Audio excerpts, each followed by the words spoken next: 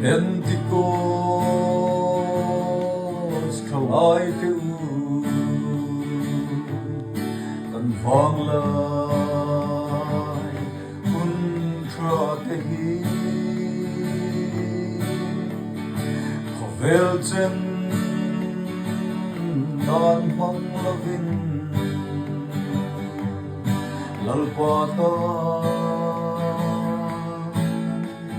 im hong zel zo kan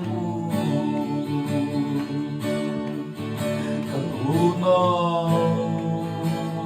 chen khap te chuan rei lo te nong nan u vangin lalpa thu thung ro pui takhian khat sata ma se ke ni zomba na mo sia ang khanin relo te atana swanong na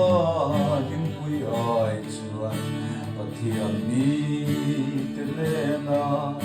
ti du da doi thang selam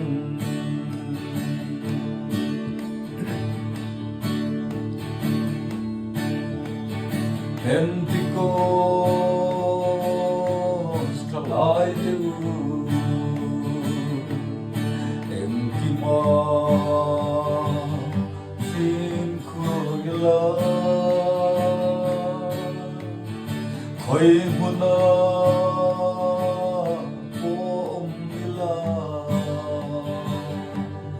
thuthum hi Poisa zelangu kan unau tren khat te chuan reilu te nom an vamin lalpa thu thung ro pui takhian phat sakta se ke ni zomha na mo sia ang khanin